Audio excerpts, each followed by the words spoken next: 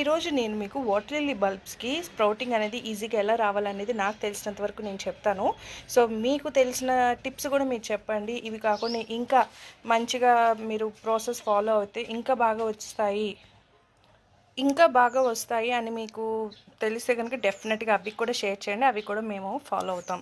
యాక్చువల్గా water lily bulbs అనేవి ఇలా ఉంటాయండి. సో ఇది నొక్కి చూస్తే గట్టిగా ఉంటే హెల్తీ బల్బ్ అని లెక్కమాట. సో ఇలా ఉన్న బల్బ్స్నే ఇలా స్ప్రౌటింగ్ అనేది వితిన్ నాకు 5 డేస్, మ్యాక్స్ 5 డేస్లో ఈ స్టేజ్లోకి వచ్చినాయండి. అంటే కొన్ని ఏంటంటే చిన్నగా చిగుర్లు వచ్చినవి కూడా ఇలా మంచిగా వచ్చినాయి. సో ఇలా ఉన్న చాలా వరకు బల్బ్స్ కూడా ఇలా ఉన్నవే నేను ఈ మెథడ్స్లో పెట్టాను. సో ఆ మెథడ్స్ ఏంటనేది నేను మీకు ఎక్స్ప్లెయిన్ చేస్తాను.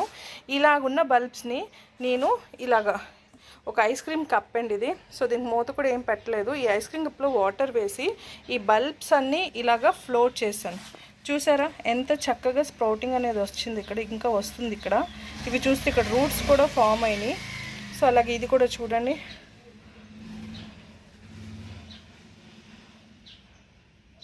చూసారా 2 చోట్ల వచ్చినాయి మీకు స్ప్రౌటింగ్స్ అనేవి.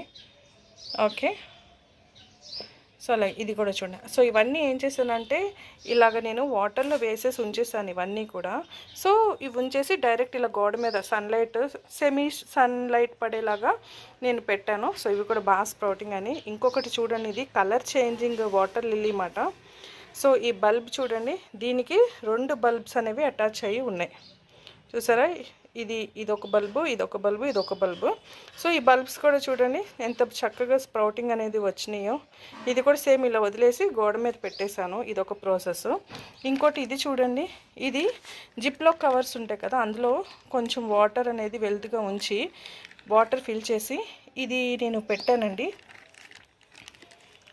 సో ఈ బల్బ్ చూసారా ఎంత హెల్తీగా గ్రో అవుతుందో. ఇలా జిప్లో కవర్లో పెట్టేసి మన వాటర్ లిల్లీ టబ్స్ ఉంటాయి కదా, అందులో ఫ్లోట్ చేసి వదిలేసాను. సో ఇది చూడండి వైట్గా కనిపిస్తున్నవి రూట్స్ అండి. ఆకులు కూడా చక్కగా స్ప్రౌట్ అయినాయి. ఇది అరౌండ్ నేను 5 డేస్ అవుతుంది. ఇది చిన్నగా చిగురు వచ్చింది అంతే.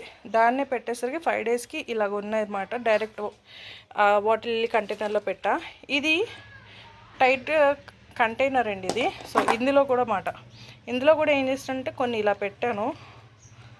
సో ఇలా నేమ్ ఐడెంటిఫికేషన్ చేసుకోవడం కోసం ఇలా పెట్టి ఇవి చూడండి ఎంత హెల్తీగా గ్రో అయినాయో. చూసారా, ఇలా పెట్టి ఇలా వదిలేసాను. ఇంకా కొన్ని బల్బ్స్